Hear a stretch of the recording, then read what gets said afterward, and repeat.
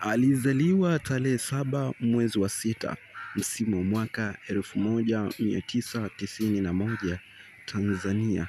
Nafasi yake uwanjani anacheza kama midfielder.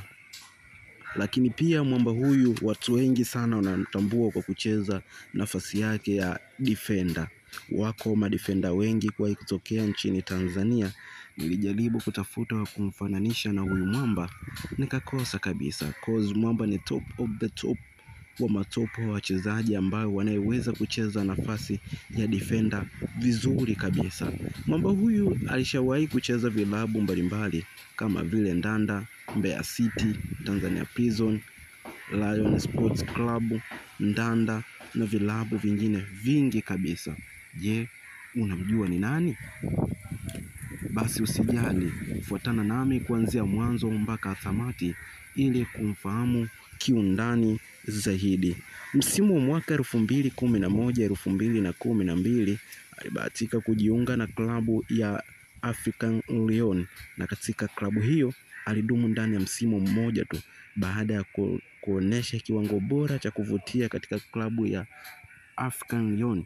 Vilabu mbalimbali vilitaka kuinasa saini yake. Hatimaye msimu wa mwaka 2012-2013 akabahatika kujiunga na klabu ya Tanzania Prison, na katika klabu hiyo pia alidumu ndani ya msimu mmoja tu baada ya kuonesha kiwango bora kabisa katika timu ya Tanzania Prison. Sio tu kwenye kurinda bali hata kwenye kutengeneza nafasi, mwamba yuko vizuri sana. Wengi walimkatia tamaa, lakini kutokana na ubora wake wa kusakata kabumbu kwenye ligi kuu ya NBC Premier League, vilabu mbalimbali vilitaka kuinasa saini yake na kuonesha ubora wa hali ya juu Misri, ya kwamba mwamba huyu anajua kuzuia, anajua kutengeneza nafasi ambazo zinaweza kupelekea magoli katika timu pinzani.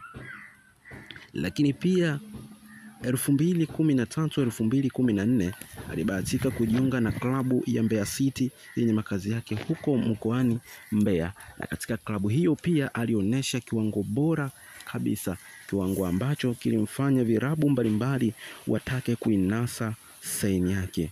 Je, unajua mwamba huyu ni ubora gani wa kusakata kabumbu aliyokuwa nao? 2014-2017 alibahatika kusainiwa na klabu ya Ndanda, na katika klabu hiyo pia alifanya vizuri sana na alidumu takriban misimu mitatu katika klabu ya Ndanda. Ubora wake wa kusakata kabumbu ulimsaidia vilabu mbalimbali kutaka kuinasa saini yake. Hatimaye msimu wa mwaka 2017-2018 akabahatika kujiunga na klabu ya Majimaji. Katika klabu hiyo alidumu ndani ya msimu mmoja tu baada ya kuonesha kiwango bora cha kuweza kusakata kabumbu katika klabu hiyo. Ndanda walihitaji tena kuinasa saini yake msimu wa mwaka 2018 hadi msimu wa mwaka 2020. Hiyo ni historia fupi tu inayemuhusu Azizi Issa Sibo. Kila lenye mwanzo alikosi kuwa na mwisho. Hii ni Simulizi Dhahiri TV.